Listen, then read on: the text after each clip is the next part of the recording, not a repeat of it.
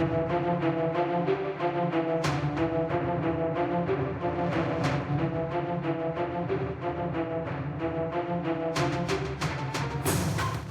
listen to Crime Scene Today. I'm your host, Dan Zentek, and we talk about future and current issues facing law enforcement, crime scene, and forensics. Today I have Cotton, who's a captain at Bel Air PD in Texas, and wanted to bring him on. We had met at one of the leadership trainings a few years back now. We're continuing this leadership series that we've had. We had a couple people on talking about different aspects of leadership, and there's a couple things we're going to talk about on this episode. Some leadership training, some specific to Texas and others from nationwide. Some other things helping officers that are offered here at some of those same trainings. So if your purpose in listening is talking about some mental health and support for officers and critical incidents, that's going to be a little bit later in the podcast. You can just fast forward to that if you're looking for it. So I appreciate you coming on, Jeff. Thank you so much. We met at LEMIT. Okay, We did. So the acronym for LEMIT. Okay, I'm going to test you here. So what's LEMIT?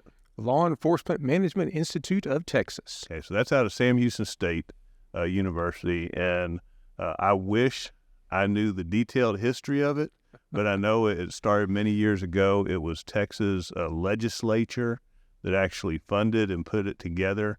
The Bill Blackwood Institute, yeah. Yeah, so it actually is 3 different universities Right. over the course of 9 weeks teaching different leadership.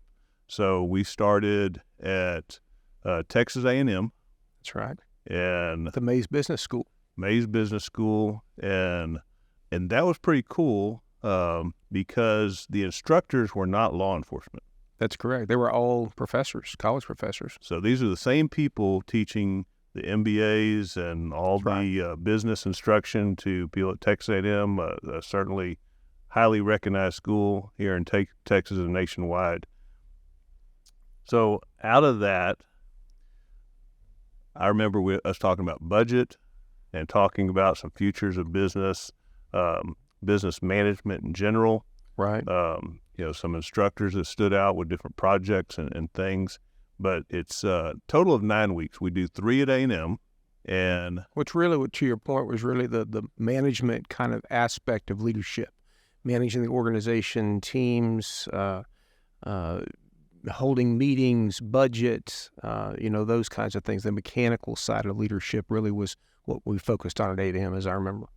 the one thing that stuck with me, I mean, there are many things. There's tons of lessons that we learned across it, but one of the instructors went by Dr. Zeus, okay, and amazing instructor. But the one thing that really struck me, because we talk about different personalities in there, and between extrovert, introvert, and those type of things, is sometimes labeling that. A lot of people just think it's, an extrovert is someone that is very comfortable around people. And I remember Dr. Seuss asking, what do you think I am? Because she was very dynamic, very energetic in class. I remember this. And they she asked, what do you think I am, introvert or extrovert? Now, by her actions, pretty much everybody say extrovert. Extrovert. Right? And she said, no, I'm an introvert. But then she defined it in a way I'd never heard before, but was a great explanation. And that was a introvert gets their energy from being alone. Where do you get your energy from? You need silence. You need to be by yourself to recharge. Okay? You going to a party, you teaching a class, you speaking to a group drains you. Absolutely. And when you leave there, you are exhausted. Yep. And you have to go and recharge. An extrovert, on the other hand, gets their energy from being around other people. Where do you get your energy from? And so when they go to that same party, when they teach, when they leave, they're on an adrenaline high. Okay, they are excited about that. That's how they get it. You put them alone in a room, okay, and they are drained. They have to go find people. To energize themselves. It's interesting that you bring that up because we hadn't actually talked about this before, but I remember that exact analogy that she used, and that explanation spoke directly to me. I actually am an introvert, and most of the people that know me, including my mother, didn't believe it. And I found out this introvert tendency in myself through the personality assessments we took during the command college program. And that explanation that she gave us really spoke to me because it was what I had personally experienced but never understood why. And my wife is actually an extrovert. And so she loves being in the crowd, loves being around other people, and doesn't understand why I want to go home early.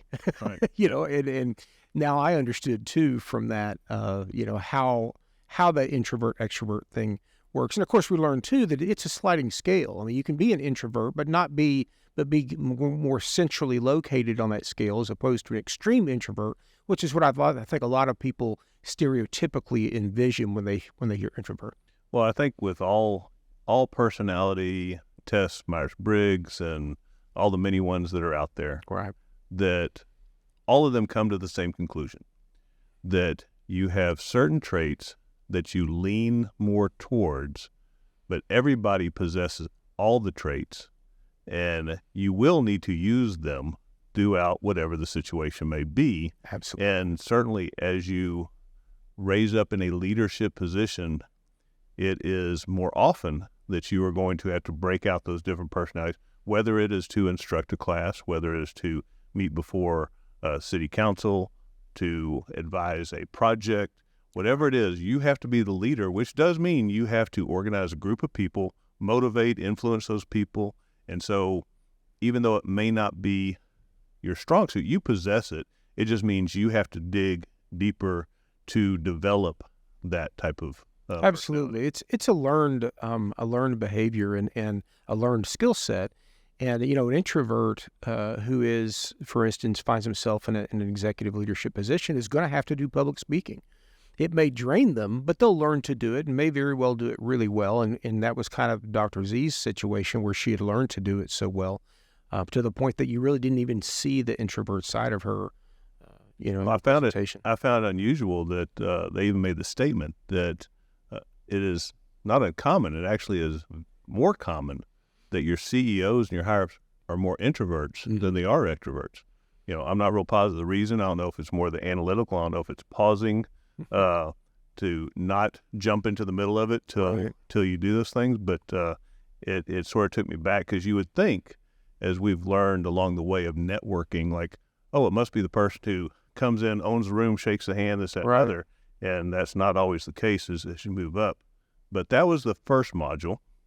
And then second, we headed to Denton. Right, Texas Women's. To Texas Women's. I know the focus there was constitutional law and fitness. So you remember anything there that stood out from that particular part of the training? We also were exposed to some transitional things where police leaders had moved into civilian positions and what that kind of looked like, which helped us to understand some of the relationships that at the command and executive levels, you have to start to deal with people outside the agency in a very different way. Now you're dealing with the civilian leadership of your given governmental body, whether it's a city council or a commissioner's court or a school board. And so they began to expose us to that as well. And I really actually enjoyed both the constitutional law, which is sort of a favorite sort of subject of mine anyway, but that expanding your sort of perception of that area of influence you have to learn to operate in. There was a lot about politics. There was a lot about resources, and I won't say fighting for the resource, just the understanding that politics is all about who gets what, when, and making sure that it's still towards the mission of the city, the county, whatever you're working for. You're a part of that, but how that all comes together. And also the mechanical pieces of an organization and how you have inputs and throughputs and outputs and environmental influences and things like that. And they sort of broke that down for us as well. Now, after leaving there, we went to SAM, which is the home of LEMIT, where the building is and where all the administrative stuff from LEMIT comes from. And there is when we had more of a criminal justice aspect. We had people from criminal justice, not all police. No. There were some that had doctorate learning research type of criminologist in there, but there was, I would say, probably a larger portion that were either police chiefs, Yeah, former police administrators. chiefs, yeah. They had experience in the field, and usually it's covering the current police issues at the time, whatever's Right. currently going on. I mean, there's certainly a foundation that's always going to be discussed, but it's really what's happening at that point. Now, one of the requirements, I think, so the requirement to get into Lima is still a sergeant level that you have to be First line supervisor minimum. first line supervisor. Now, I recently experienced this, and I know that there's been a long wait to get in. A lot of people that are interested in it. It is pretty much a standard here in Texas as a professional development. If you plan on being in an executive role later in Texas, you've gone through or will be going through Absolutely. a LEMIT. But the wait is about 3 years to get in. Yeah. And the one thing that I recently experienced, we had a sergeant that just recently promoted. And so by our policy, sergeants have to go through LEMIT. That's actually in our policy. He applied and got a letter back saying, you don't meet the qualifications. You have to have been a sergeant at least 2 years. So I don't know if that's something new to try to curb the amount of people that are cull out some of the applicants. But that was something new. I know that again, it's about a 3-year wait there. The other standard I would say is a national standard would be going to the FBI NA. If you look at executive stuff, then they will request that you've been to the FBI NA or other leadership, such as Southwestern, and there's a couple other ones out there. Yeah, Southern Police Institute, Right. But same, it's about 3-year wait, okay? Yeah. So to get on those lists to do that, you have about 3 years. And to get an idea of how scarce it is to go to the FBI National Academy, what they do is at each regional office, so we both work near Houston, Texas. Yeah. And so Houston, Texas FBI office gets to send 4 people. That's right. To every class. And that's happening around the whole nation at every FBI office. They all get to send based on their populations and whatnot on how many they send. Texas is always a very big showing. I know when I went in our class, I think we had 16 people from Texas, which tells you Texas, a large state, only 16 are going. But as compared to other states, it was just 1 or 2, those type of things. So it is, again, a competitive arena to get into. But the LEMIT's 9 weeks, FBI National Academy is 10 weeks. Now, one of the big differences between the two is that the National Academy, you're there for 10 weeks. You are in the middle of a Marine base. It's at Quantico. In the middle of the Marine base is the FBI Academy. I think one of the differences, benefits, otherwise, is that in going through LEMIT, you have 9 weeks, but they're separated 3 weeks at a time. That's right. And you may not go with the same people all the way through, which is good and bad. You get to learn more and see more people along the way, but there's certainly a connection of living with the same people for 10 weeks. That's right. Everyone at LEMIT is Texas, where the National Academy is just at. There were 24 different countries represented when I went. And again, over the course of 10 weeks, you learn a great deal about their culture, their countries, those type of things. It is set up more as a college instruction in the sense that where LEMIT, everyone takes the same class. It is a design curriculum where the NA, you have to take fitness and you have to take leadership. Those are the two that are required. But then you get to choose from a catalog of basically college classes that are taught at the National Academy in forensics or psychology, in other drug enforcement, different types of specific criminal or psychology type of things that the behavioral unit that the FBI deals with. So it's very unique to that person as you go through. Both offer college credit. LEMIT offers master's degree credit and undergrad, same with the National Academy. Now, coming back to Texas, another option. One reason why I think this is a great option and I wanted to talk about it. Texas Police Chief Association also has a program, and the one reason why I think it's beneficial is there is no wait. Right. So when you have people that truly need some training, they've gotten put into a supervisor role, and we're lucky enough that at the departments that we have decent sized departments where there's a process of promotion. They usually have been mentored along the way. They've had some training along the way. But let's be honest, there's some agencies out there they were not an officer for very long, and now they're a sergeant, Right. and they've received no leadership training whatsoever. TPCA, Texas Police Chief Association, has something they call LECOP, and you know that one? Absolutely. Okay, all right, that one's, because that one, I'm still learning that one. So what's that one? That is a law enforcement command officer program. There you go. All right, so. But really, that is a next level beyond what the class that we're currently taking now is, and that is that developing future leaders, which I think is what you're alluding to in terms of something you can get into right away. Right. So they have 12 classes total that they offer. Right. And 2-day classes mostly. Yeah. Right. They have 6 that are mandatory, and then you choose between 4 others, and that's sort of their program. Right. Yeah, a majority of the classes, and that's one nice thing about it, the majority of classes are 2 days. They teach them all throughout the state. If you're in the Panhandle, if you're down in West Texas or in East Texas, they have something near you, which takes away from having to get a hotel. You can usually drive to one of the classes, so it saves on time. You're only gone for 2 days versus many of these others that you're gone for weeks. And I will be the first to say, in going through many aspects of all of these programs, they are all different. They all certainly center around the foundations of leadership and things that benefit there, but all are different in their own way and things that they offer. I can't really say that one is better than the other, because I've had people ask me, says, if I'm only going to one, which one? And reality is, it's hard because all of them are beneficial.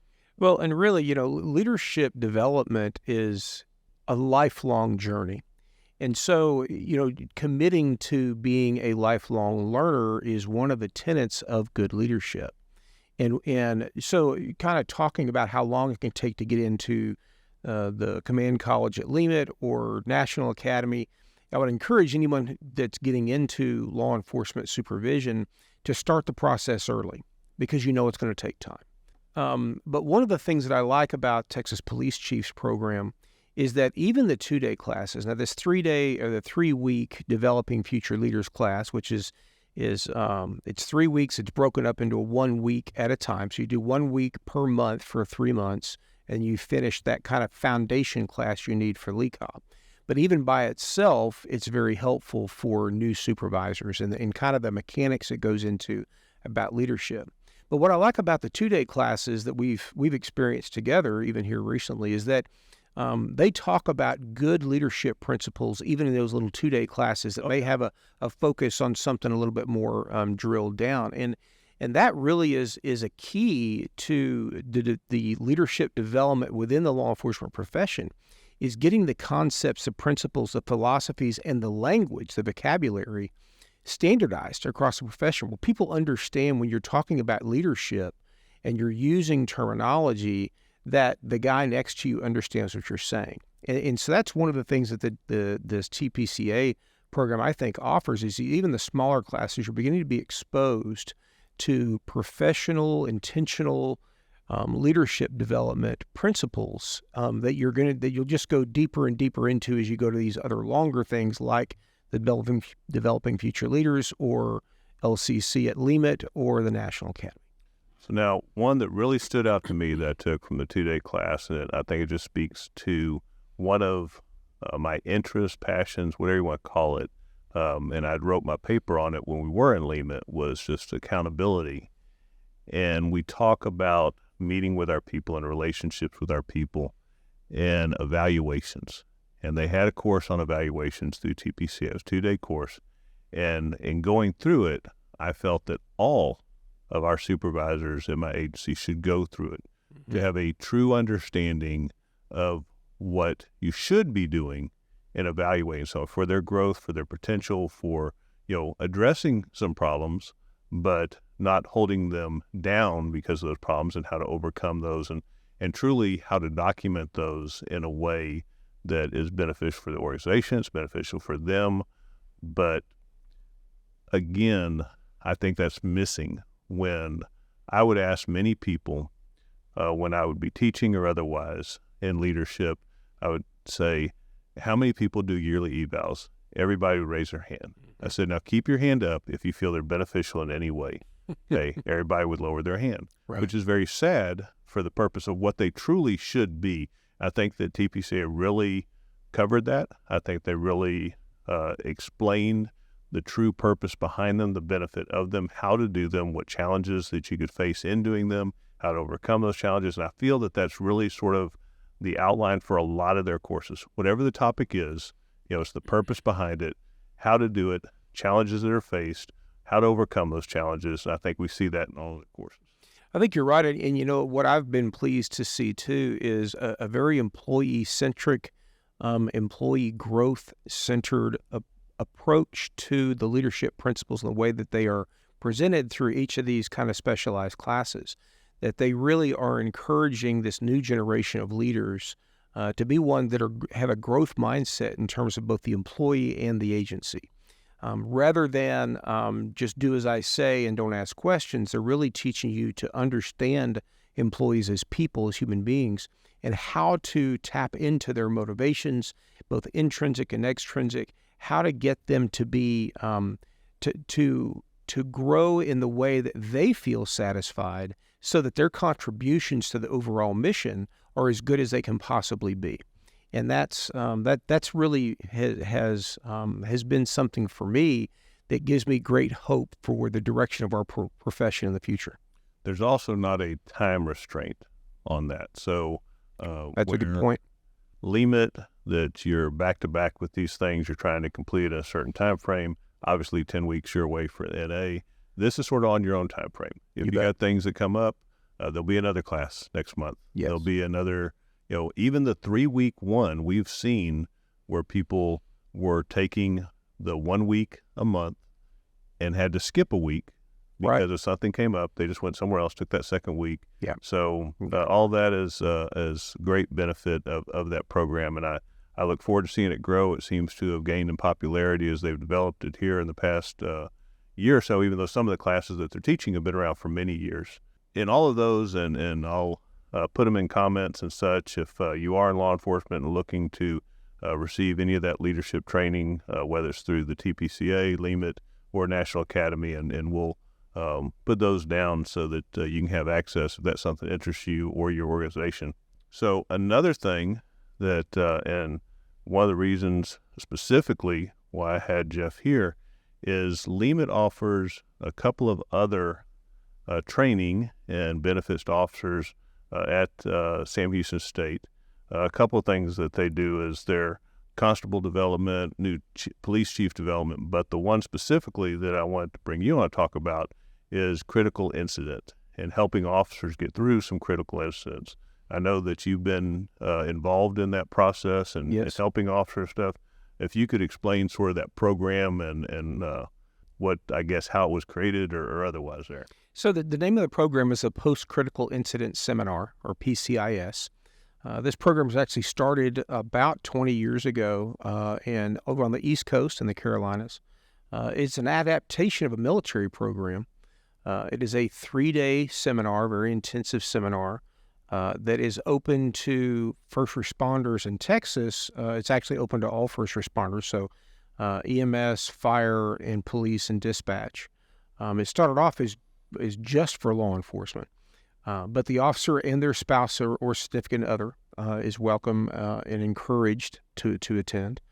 But this is really about officers who have been through a critical incident. And so you say, well, what is a critical incident? Well, it's not defined beyond how an individual reacts to a scene. Now, when this program first started, adapted from the military, it was pretty much shooters, right? Officers who have been involved in an officer-involved shooting, an on-duty shooting of some type, and trying to address their reactions or psychological reactions, and from the psychological, the physiological reactions to that, to the stress, the critical incident stress.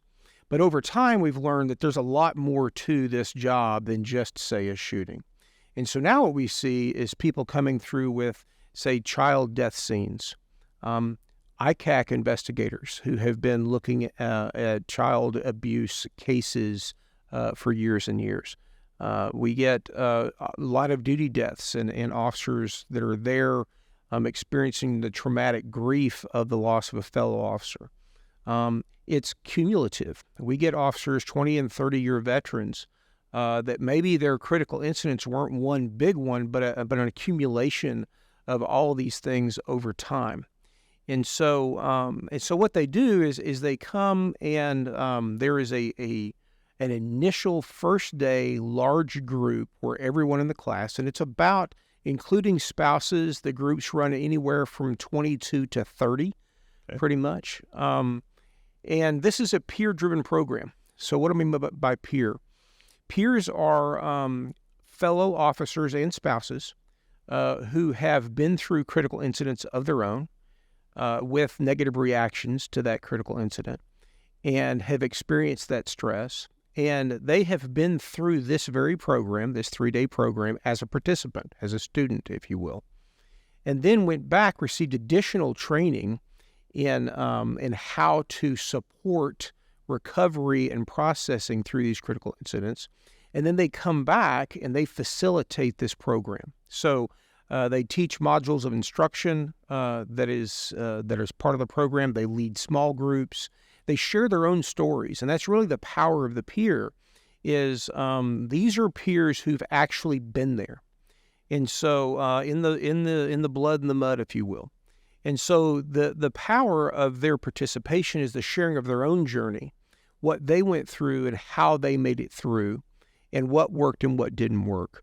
And so the program isn't about telling you what you need to do. The program is really more about helping you understand perspective of how we react to critical incidents, how critical incident stress affects us and our families, and then what are the tools we can use to get through that, and what have some other people experienced and how they went through it. And so this... Do you think that part of the, part of the healing, part of coming to this is with those stories, with the peer response, is that they're not alone, that what they're feeling is normal? Absolutely. That others have felt what I'm feeling, others went through the same dreams, reactions, all those things. And so this is not, obviously the experience is individual to myself, but what I'm feeling is not individual. You really hit the nail on the head there, because it's not about so much that what I said in the beginning, it's not about the incident itself, but rather about how you reacted to it. And what we see is even people who've been through similar situations and not had a reaction, and then they go through 5 years later another one, and this one really bothers us, or for whatever reason. And so you gain an understanding of how normal reactions to these things can be, and that it's all based on the individual time, individual facts or details about the incident, maybe a time in your life. There's all these different factors that can factor into why you had a reaction. But the good news is there's ways through it. There's ways to process this. There's ways to get back to your new normal and to help your family along the same way. I think one of the reasons why we feel that way, why we think that way, is there's other people on the scene, right? That's right. And so, and I know I experienced this a lot in going through homicide and such, is you would have a scene, you have other detectives, you have other crime scene on there, and it would bother one person, but it didn't bother another, right? So the person that bothered is thinking, why does this bother me? Right, what's wrong with me? Everyone else is fine. You bet. Right? But the reality is, what I usually find, for one, as you said, is cumulative of many things, and this is just finally the one that really came together. The other and very common one is if you have a child that is near the same age. Oh, you bet. That is, murdered, killed in a car wreck. If you can somehow associate this person to someone in your life, and you make that emotional and direct connection, the impact on you becomes very personal. It does. I mean, and this happens without you realizing it. I mean, it's an unconscious sort of connection that your mind will make. And but there are some really good techniques to help you kind of get through that. And really, what the program is about is just helping you change perspective. You don't help you forget or anything like that. It's just putting things into perspective and understanding that it was simply an incident you were involved in. It's not who you are. It's not your identity, and it doesn't control you. And helping you get through that, and doing so by utilizing peers and mental health professionals who understand from a personal perspective what it's like to go through these things. Is really why we've seen so much success. We've done this program since 2012 was when we first started. Since then, we've had, I think, 42 PCISs in the state of Texas. I've actually been fortunate enough to travel to other states and help them get their PCIS programs off the ground. And we've just seen such amazing success with just cops helping cops. And just talking to each other about it, it has so much power.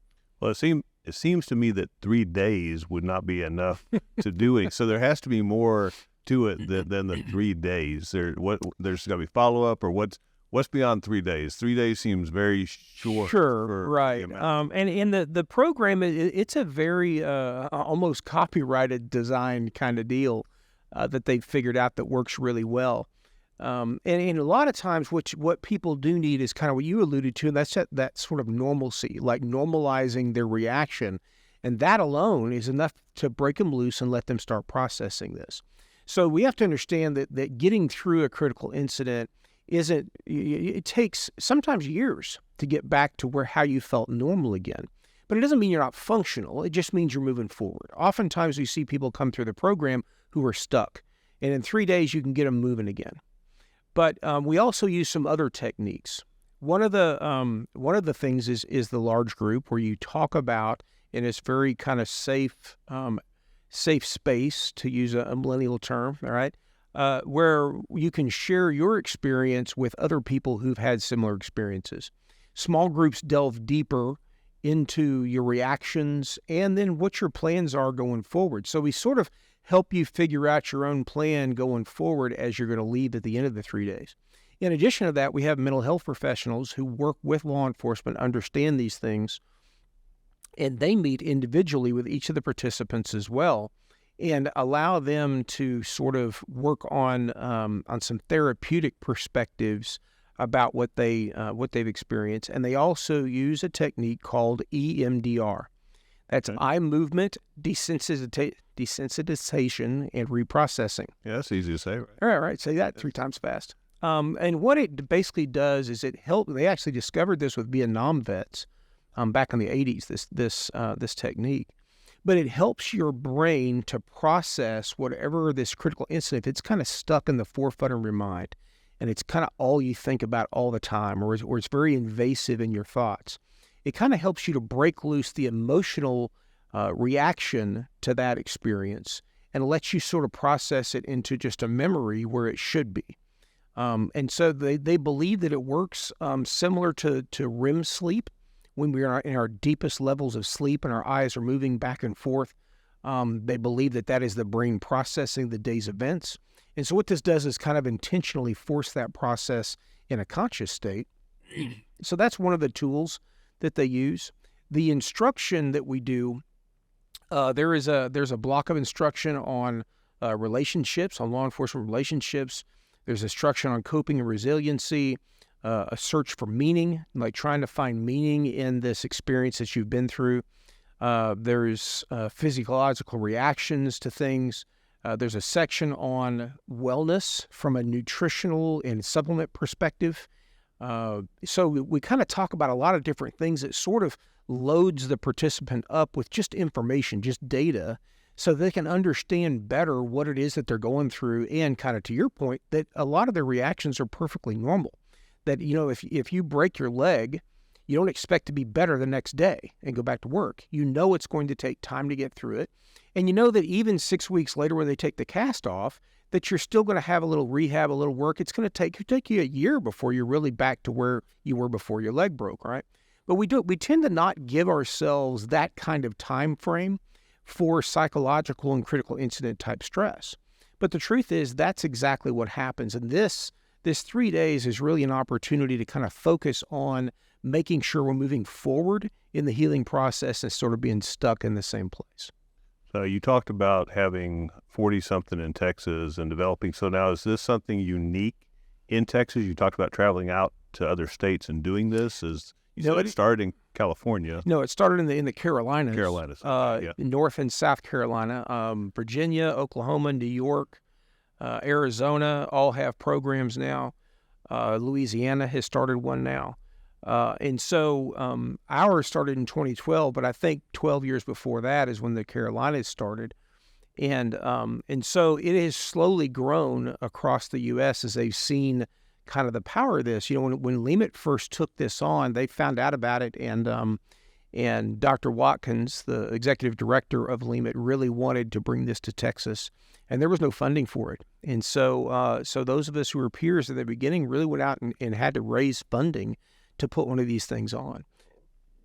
Now we are actually funded through the governor's office. They fund this program for LEMIT, and so that's allowed us to put a lot more of the programs on. It's allowed them to put them on remotely. Texas is such a large state that expecting people to drive from the Panhandle or from West Texas all the way to Huntsville is a lot to ask for. And so now they do them remotely. They'll hold them out in West Texas, down in South Texas, up in the Dallas area. And so that's all been made possible because the success of the program, the governor's office actually sent representatives to come and watch the program, and they really got on board behind it. So now is the program, because you talked about it being sort of this standard that's been put together that's done this way over and over and over, I understand that. Correct.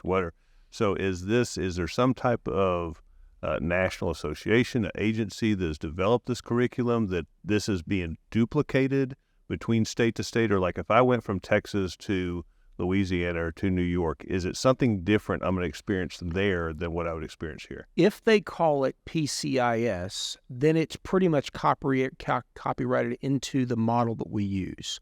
There are similar programs, and if my memory serves, both Oklahoma and Arizona are examples of that, where they use a very similar model, but they sort of, when they decided to do this in their state, they changed it up a little bit. And so it's very similar, but it's slightly different. And so they call it something else other than PCIS. In Texas, in Louisiana, in New York, Virginia, in the Carolinas, and I think Georgia, it is called PCIS and follows this exact model. Do you know if it's being used anywhere outside of the U.S. and other countries that have similar model or those things? I'm not aware at this time. It was, like I said, it came originally from the United States military. The FBI had a similar thing back in the 80s that they began to do with federal agents, but really it was the military model that we adapted. How often do they put on class? I mean, I guess you already talked that there's about 30 in the class or so. Right. So how often do they do this? How often can they do this? Right. So once again, the funding made all the difference in this deal. And so where it was before, the participants had to pay for to get there. They had to pay for their hotel and all of that sort of thing. Now we actually are able to provide all of that. So this training is absolutely no cost to the agency or the employee, and of course their spouse comes with them and stays and participates. And then if I didn't make that clear earlier, the spouses are in this program all the way, just like the officer is. And there's a separate, in the small groups, there's a separate spouse group because spouses and family of law enforcement have unique experiences. Sure. And so they are able to kind of share what they've been through. Yeah, their experience is totally different because Absolutely. The person coming home is not the same person that left. You bet.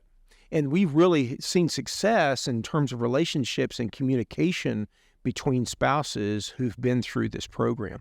But back to the funding, because the funding has come up, we do one about every 2 to 3 months now across the year. So it's really been amazing to see the governor's office support us. Now, right now, it is only held at Sam Houston State in Huntsville, or does it travel? It travels even now. We've been doing that for about 5 years, I guess, which is about as long as the funding's been going on. We've done 3 or 4 in the Midland, Odessa area. We've done 2 in the Galveston area, 1 or 2 in the Valley, if memory serves. Another one somewhere to the north, maybe, or is that still planned and hadn't happened yet? I'm trying to remember. But so we do travel, although most of them are held still in Huntsville. Yeah. So now, are there certain standard, I guess, instructors? I don't know if that's what you call them or not, but basically, are there a set group of people that are, I guess, at part of this? I know you talked about participants coming back later to be instructors or helpers, right? Peers. Yeah. But I guess, is there obviously the person who just went through it coming back for their first time? Is there someone who's sort of been there all along? Or what we find is that obviously I've been involved since the very first PCIS in 2012, and there is a kind of a core group that is there most of the time that we're very blessed. In my case, I have a chief who is extremely supportive of the program and really works with my schedule so that I can help when we put a PCIS on. But then we also are always training new peers too to kind of increase our ranks so that you're not overworking the ones that you have. I think if you came to 5 PCISs in a row, you would probably see start having more of your own personal issues again or something. But I think you'd see kind of the same people for the most part, with a few new faces here and there. To a great degree, I think it needs someone who's got a passion for it. There are people who really love the program who come and they get a lot out of it, but it is traumatic. I mean, you're experiencing really some vicarious psychological trauma in listening to these stories. These are tragic stories of what people have been through, what they've experienced, how it has affected them. And so in the similar way to counselors listening to people's problems all day long, this 3-day program is pretty tough on the peers and MHPs as well. And so not everybody's really cut out for that. A lot of people understand the value of the program, but it just isn't for them to come back and kind of take that hit every 3 months. And I can tell you my own personal experience. When we run these things, I don't want to go to work the next day. I need a day to sort of recharge and kind of process. What I've seen over the years, it's gotten a little easier. What you find is that it's the same stories, different faces, same reactions, same stories. That's right. That's sort of the purpose behind it, right? It is the event may not be normal. The reaction's normal. What the body goes through is normal. The recovery is normal. And when I say normal, I mean, I hesitate to use that word because it's personalized. It is very specific to the individual. That's right. But we have seen what happens when you don't go and get help, you don't reach out to a peer, when you don't seek those who have been through it before. Because again, you have that individual feeling like, what's wrong with me? Right. Why is this only happening to me? Why don't everyone else is fine? Yeah. Why am I experiencing this? Right. It's fascinating to see when people come and they typically think one of two things: either my story's not that bad and I really don't have a right to be here, or my story is worse than anybody else in this room. No one's going to understand what I've been through. And then they start to tell their stories, and the peers start off. I mean, we're the ones who are leading this thing, and so the peers will start off telling their own stories about what they've been through. I mean, in my own kind of introduction, I've been through 2 officer-involved shootings, one of them fatal, and I've had 2 line-of-duty deaths where I served as a family assistance officer and had to try to walk through that process with the surviving family members. And so sharing those things, what you begin to see, what the participants begin to see, is that, oh, wow, there are people here who have been through really bad stuff, and they really do understand what it's like to try to process this. And you get people, the way that they support each other is fascinating. You can sit there and witness conversation where one officer will say to another, man, I don't know how you got through that. That is so bad. I don't know if I could have done that. And then the other officer says, wait a minute, man, your story is much worse than mine, And so you begin to see that camaraderie of the walking wounded and the way that they are. And that's really the power of the program, the way they heal each other through just interaction. I thought it was bad, but then I met you. Yeah, right. So where do people find information about the program? If you go directly to the LEMIT website and look for the programs. You're going to find PCIS, a Post-Critical Incident Seminar, and they'll have dates there. They fill up pretty quickly, but they'll have dates there and you can sign up for. We also typically, if you're a command level person and you've got an officer that you know is in crisis and needs to get into this program quickly, they will make space, even if it's full. So if it says full, but you've got an officer in crisis, call LEMIT, call the contact phone number on whatever the deal is, and explain your situation to them. And many times they just they make a hole, or we'll pull an extra chair up. We'll make it work. We'll figure it out. I know we keep saying LEMIT, but I want to spell it out just in case we're saying it with a draw that you can't understand or otherwise. LEMIT, Law Enforcement Management Institute of Texas. You can Google that. It'll take you directly there. Many other classes that we talked about already, but certainly this program is very important to our officers that are out there, that are in crisis, that need help. We've talked about mental health many times on the show. It's just another avenue to provide that help. It's funded by the state. It is available, and we want to make sure that anyone who needs help has the opportunity to get it. Absolutely. So, you've been listening to Crime Scene Today. We are part of the IR Lone Star Community Radio family and featured on all major podcasts, currently listened to in 16 countries around the world. If you have a topic you would like covered, if you would like to be a guest on the show, or if you'd like to become a sponsor of the show, please contact me, Dan@crimescenetoday.com. We appreciate your continued support. We'll see you next week.